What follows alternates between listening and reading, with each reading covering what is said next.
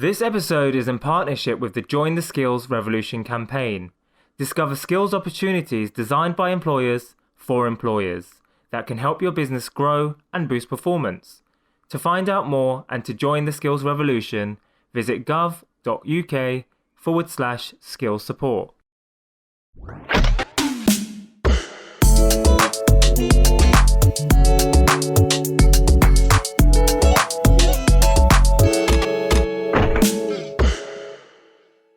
Welcome to this latest edition of the First Voice Podcast, brought to you in partnership with the Join the Skills Revolution campaign and First Voice magazine, the official flagship magazine of the Federation of Small Businesses and the go-to podcast for news, tips and important information for small businesses. In this episode, we will be looking at how you can potentially grow your business by accessing training and employment schemes to upskill your current employees or recruit new skilled workers.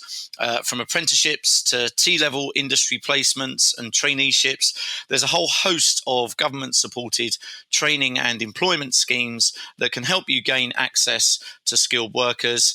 And what's more, there is also support available from the government to help you do that. So, over the course of this episode, we will look at some of those schemes, exactly how they work, and how your business can grow through investment in training. To begin, I will chat to Dr. Anna Morrison, CBE, Director and founder of Amazing Apprenticeships, an organisation that champions raising awareness of the benefits and opportunities of apprenticeships and vocational education, and an expert spokesperson on all things vocational training. Anna will talk us through some of the different vocational options that businesses can benefit from. We'll then hear from Dan Baird, Director of Infinity 27 and founder of Protégé CIC, who will share how his business is benefiting from hosting T-level industry placements, while Saira Hussain, Director and Partner of Had & Co Property Consultants and an FSB member, will talk us through how her business is benefiting specifically from apprenticeships. Thanks very much to all of you for joining. Anna, I'll start with you if I may. Why don't you give us a little bit about your organisation and exactly what it is you do? Thank you, John. So Amazing Apprenticeships, we work across the entire apprenticeships and skills space, really. So we work with employers of all sizes, training providers, individuals, parents and carers, and also policymakers and government officials to really look at what's happening across the skills space and to try and take some of that national government directive and help people to turn it into practical steps. So, it's a really exciting area to work with. I should also say I'm a small employer. I'm a member of the FSB myself, and we employ apprentices and trainees within our own organisation to kind of bring our workforce pipeline on. Brilliant. So you can kind of help us from both sides of the coin. In my introduction, I referenced a lot of different types of vocational training. Lots of small businesses will have heard of some of these, but won't really know exactly what they are and how they work. Can you just give us a bit of an overview of the different training and employment schemes businesses can access? Yeah, absolutely. So I guess if we start with apprenticeships, probably one of the best known options or most talked about. Apprenticeships are a really great way to support either new or existing staff of all ages, I should say, to work and learn at the same time. So the apprentice is employed by the employer. They are paid a salary. There is a national minimum wage for apprentices, which is the very lowest wage that you can pay. And there are some conditions around that depending on the age of the apprentice. But we are finding when you look at apprentice salaries, actually, that employers are tending to look at what a fair salary would be for the individual rather than just going for that national minimum wage. The employer will select a training provider to work with them, and that could be a college, it could be a university, or it could be an independent training provider. And they will help the employer to select the most appropriate apprenticeship standard, it's called. Basically, the standards are set by the government, by the Institute for Apprenticeships, and they're like the framework, really, for how the apprenticeship will work. So once the employer's found their training provider, decided which apprenticeship standard they want for their organisation. We will then look at the funding. And there can be a cost to employers of funding the apprenticeship training, depending on the size, but often that can be covered by the government or perhaps through an apprenticeship levy transfer, which I can talk more about later. Apprenticeships, I think, are really exciting because they span all the way from level 2, which is like an intermediate role, a new role, usually for someone who's fresh coming into the organisation, all the way up to level 7, which is equivalent to a master's. So that's the level after a full degree. So really broad. And with those apprenticeship standards, they cover thousands of different roles. I think the other thing to note with apprenticeships is that 20% of the paid time for the apprentice should be off the job. Now, that doesn't necessarily mean they're out of the workplace, but this is the time where they're really undertaking some of those skills development activities, qualifications, and enhancing their knowledge. The 80% on the job time is when they will be in the workplace with you and your colleagues, developing their skills and their experience and really applying everything that they're learning practically in the workplace. We move on. Closely linked to apprenticeships are traineeships, and traineeships have made a bit of a resurgence over the last couple of years. We've actually had them a long time, since about 2013, but more recently they've come back, partly because of the pandemic and the government's response to the pandemic and wanting to ensure that there are pathway opportunities for young people to move into employment. So traineeships, really fantastic option for employers. They are aimed at young people aged 16 to 24.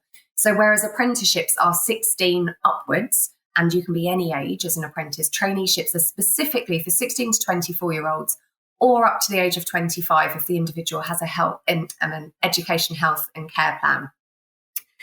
For a business, I think a traineeship is a great way for you to give back to your community, to think about some of those young people in your local area that you might want to support, who really need an opportunity to develop some work experience, but also they may need to work on their English, maths and digital skills. They may also need to undertake some employability work. So they will spend a lot of their time with a training provider developing those skills. But a key part of it is work experience. And so through the work experience, that individual could be placed with your organisation. And there, I think, is an opportunity for you to really work with that individual and potentially suss out if they might be a future employee for you. And for the individual, the learner themselves, it's a chance for them to gain some great work experience, but also to find out more about you as a business and to look at your industry and sector and to really have that opportunity to see if it is an area that they want to move into. So traineeships are a minimum of 6 weeks in duration, and it's a minimum of 70 hours of work experience. I think what's brilliant about traineeships is the delivery model can be completely flexible depending on you as an employer. So if you were to say, actually, we would like to do a 2-week block of work experience, then your training provider will work with you to make sure that that can happen. But you may prefer to have a slightly different model. So, for example, we've got a trainee with us at the moment. It works really well for us to have her in for 2 days a week. So that's the model that we've gone for. We're doing 2 days a week for 10 weeks. And that means that I can then manage my staffing and resources to ensure that that trainee is getting the support that they need. So, yeah, really flexible. Unlike apprenticeships, traineeships are unpaid. So the trainee isn't going to be on your payroll. They won't be salaried. However, that doesn't mean that as an employer, you can't offer them support. And I think, we really do encourage employers to think about supporting with the costs of travel, perhaps with lunch costs. And you can actually give them a payment towards the time that they've spent in your organisation if you wish to. And that's certainly what we do. We make sure that we pay an equivalent hourly rate. And then if we move on to T-levels, so probably the newest of the options that we've got at the moment, you most likely will have heard of A-levels. Well, T-levels are like the technical alternative. T-levels have actually been rolling out since 2020. And by rolling out, what this means is the government have introduced a few of the T-level subjects. They started off with 3 back in 2020, and a selected number of training providers across the country who were able to deliver them. And they've been learning from that, the first 3 subjects that have been started and the first cohorts of students coming through. And each year the programme expands. So more subjects are added, more training providers are invited to deliver them. And the idea is that by 2023, the whole range of T-level subjects will be available, and we will have lots of providers across the country delivering T-levels. Now, that could be colleges, it could be independent training providers, it could be schools themselves as well offering T-levels. Now, a T-level is like a reverse apprenticeship. So 80% of the time is spent in a classroom and 20% of the time is spent on an industry placement. So that's actually equivalent to a 45-day placement. A T-level, like an A-level, will last 2 years. And during that time, the T-level student will be encouraged to go out on industry placement and put into practice some of that theory and the knowledge that they've been learning whilst in their classroom. From an employer's point of view, I think T-levels are brilliant because they are a fantastic way to bring someone into your organisation and develop that longer relationship with them. So I know many employers will offer work experience, for example, to local schools, and it might just be a few days or a week where a young person will come into your business. With T-levels, it's a much more structured placement. So the T-level student will come in for a period of time over those 45 days. And again, it could be block, it could be a day a week. You know, it's really flexible depending on what you can manage as an employer. And you get to build up that relationship. And then I think the idea is that T-level student could move into an apprenticeship. So as an employer, you might think, well, this person's brilliant. How could I keep them? Could I offer them a job? And the idea is that they will progress onto an apprenticeship. Or for some T-level students, they may prefer to go on to higher education and they may move into full-time study at a university or onto another programme called a higher technical qualification, which is a level 4, level 5 qualification. So there's some really exciting stuff happening out there. And I think those are probably the top 3 at the moment: apprenticeships, traineeships and T-levels. Brilliant, Anna. That's a really comprehensive overview of those. Thanks very much. Presumably, in the current market conditions and with everything we're reading about difficulty of attracting talent for small businesses, this is growing in popularity and is a much more appealing option. And what are some of the other benefits for businesses? Absolutely. I think we speak to employers all of the time about the challenges that they're experiencing in filling vacancies and upskilling their existing staff kind of simultaneously. So I think it sounds a bit cliched, but it really does give you the opportunity to grow your own. And I think all of the flexibilities that we've got in the system now means that employers can really take a moment to think about what's going to be most appropriate for the business at the stage you're at. What is it that you're looking for? Where are your gaps? What are you trying to fill? And you really get to design a program that's going to work for you. We've seen loads of benefits. We've had apprentices in our business for the past 6 years, all sorts of different, levels and different models that we've had as well. Bringing any young person into your business, I find, always means that they bring a lot of energy, new ideas, and definitely a fresh perspective. I think from an employer's point of view, it is an investment. So this is definitely not the easy option, particularly if you're working with young people. They will often come to you and it will be their first position that they've had with you. So as an employer, you have to make that investment, not only in the salary, if they're an apprentice, but also in your time and the time of your staff to be able to really make sure that it's a fantastic program and a really brilliant experience all round.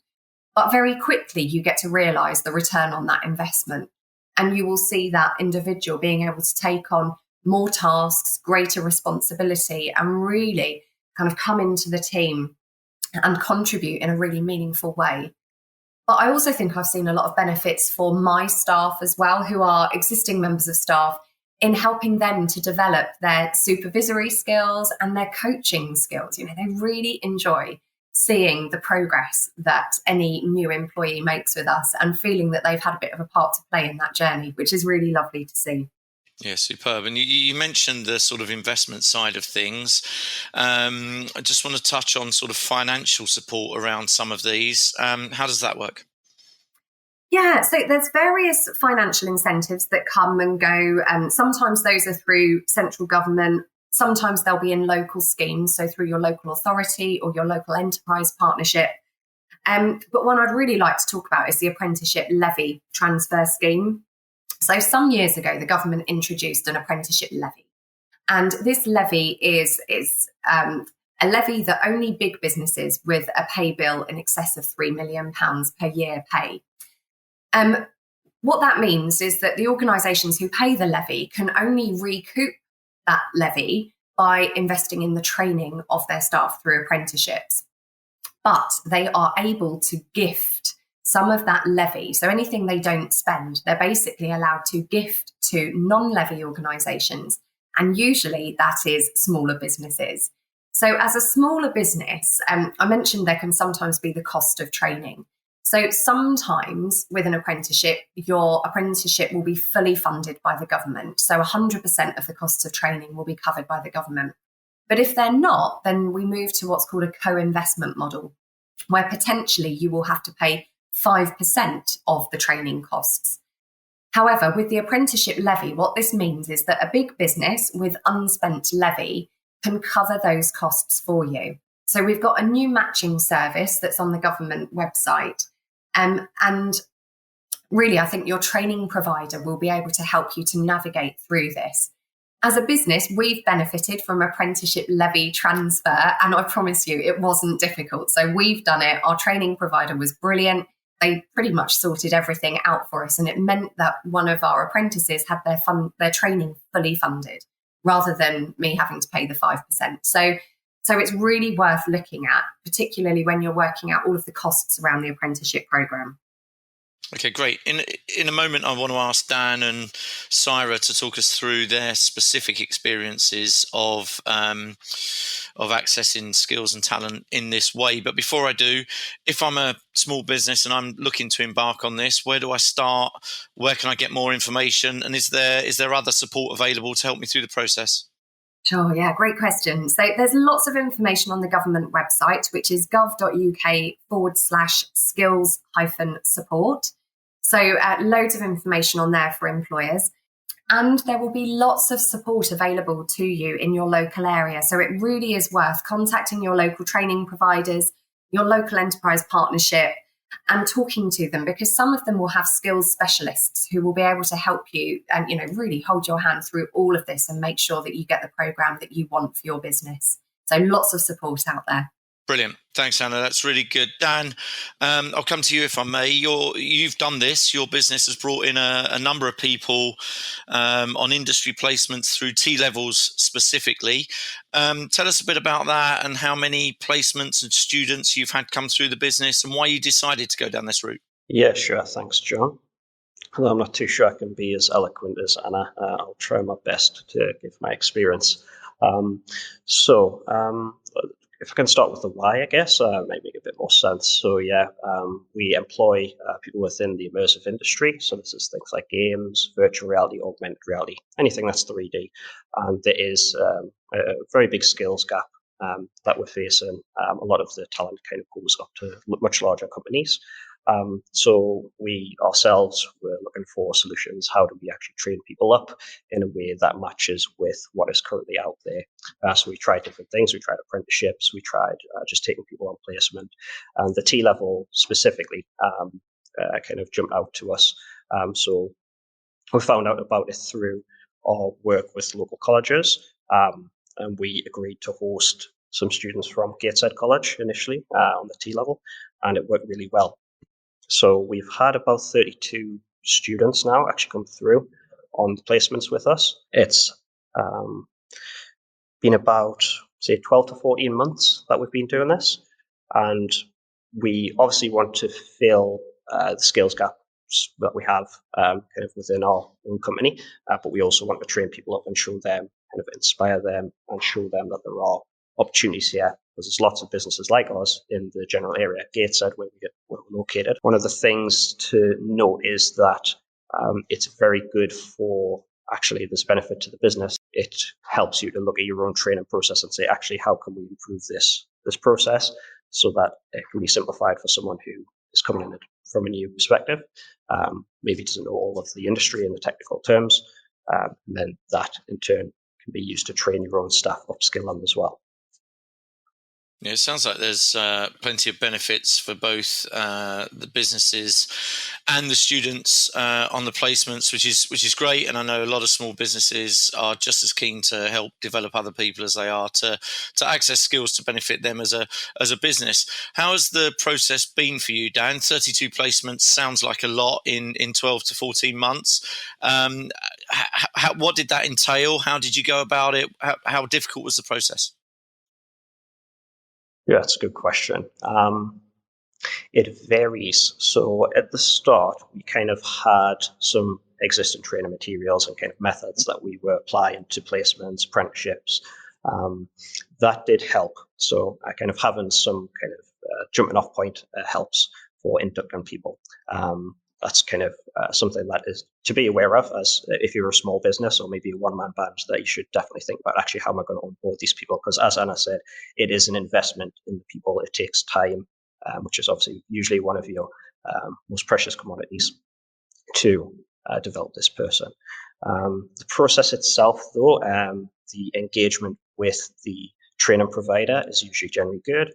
They will help with things like interviews, picking out the right students, allowing you access to the students to, for example, maybe you do a call into the class and explain what it is you do and get the students inspired, engage them, find out about their interests, and kind of get that feel to see who might be a good fit for your organization, for your placement that you're offering. There's also some additional support that they do over time. So they, for example, the colleges work with my HR person to make sure that attendance is good, that we have all of the paperwork in order. So the process is easier once you've done it the first time. I think it is just that first initial time going through. You need to make sure that your training provider understands the process and that they can guide you through the process as well. Great. And you found the external support helpful as well, did you? Yes, it's been very helpful. So like Anna said, a lot of the times this is a person's first job. So you are doing soft skills development, you're doing professional development on top of general, the technical skills that you're providing. So the training provider has a role there in making sure not just that they come in with some relevant experience, skills that they can apply, but also where you need to engage with the student and the training provider to show what levels of professionalism are required, to set the boundaries of kind of, say, like a contract between the three of you, a tri-party agreement perhaps, which is we'll be responsible for this, the student will be responsible for that. And it's really nice because it sets clearly what each person is supposed to do in the arrangement, and it makes it kind of, as Anna said, more structured than some of the other kind of forms of engagements that you could take. For example, if you do like a traineeship or apprenticeship, things like that, which have their own structure in a way. But yeah, we found that the T-level structure works really well for us because we can do that full 45 days kind of placement, and that fits our industry particularly well.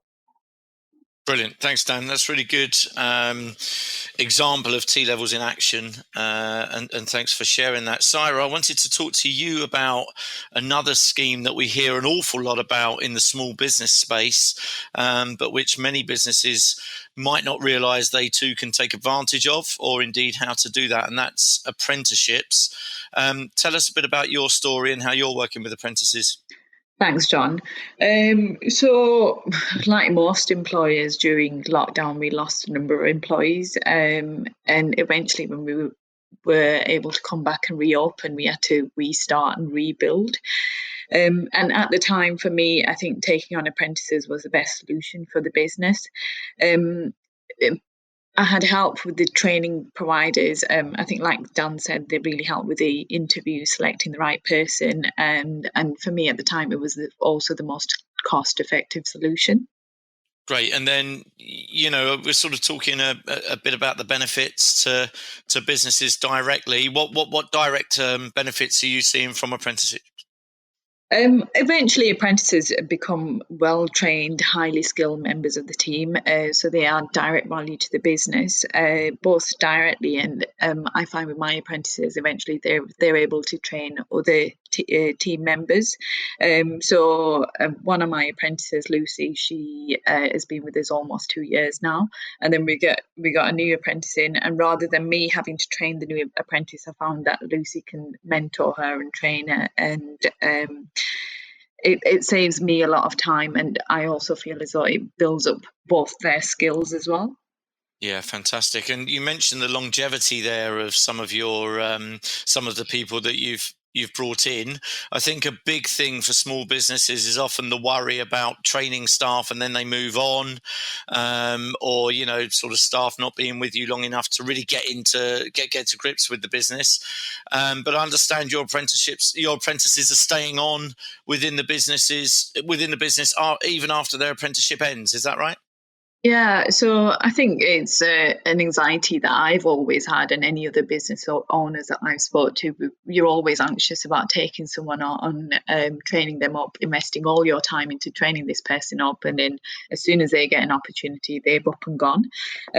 With the apprentices, every single time I've taken on an apprentice, they've completed their apprenticeship. They've either gone into full-time employment with us. The longest I've had is just above four years with us. Or one of my apprentices at the moment has just completed her level 3, and now she's going on to a 18-month level 4. And I'm quite certain after she's completed that level 4 that she'll come on to full-time working with us. So I think that one of the main things that I've realised with apprentices is that they're extremely loyal, a lot more loyal than anyone else that you're going to take on. Yeah, it really does. And, small businesses listening to this, many of them will be thinking about embarking on a similar journey. If you have one tip or piece of guidance that you could share for others thinking about going down the same route, what might that be? I think these days there's a wide range of apprenticeships available to businesses. So you've got finance, you've got marketing, business admin, and I find that training someone up from a beginner means that you're able to shape them, fit them for what you need for your business. You'll be able to choose a provider that's and an apprenticeship that meets your business needs. And if I remember rightly, about 90% of apprentices that you take on will stay on in full-time employment. So if you invest in them, they will definitely invest in your business. So it's well worth it. Thanks, Sarah. I think that's a brilliant tip to end on, and one that many other small businesses will be interested to hear. This has been a really interesting walk through some of the opportunities small businesses have to access talent through different routes. And I would like to thank our partners at the Join the Skills Revolution campaign for helping us to deliver it. Just a reminder that you too can join the Skills Revolution happening right now and drive better performance. Visit gov.uk/skills-support to find skills opportunities designed by employers for employers.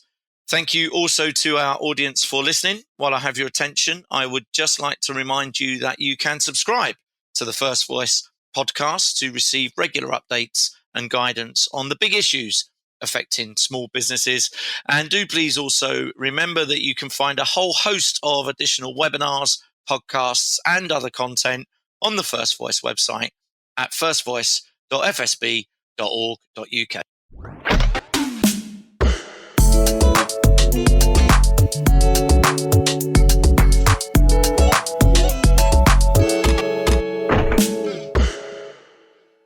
This episode is in partnership with the Join the Skills Revolution campaign.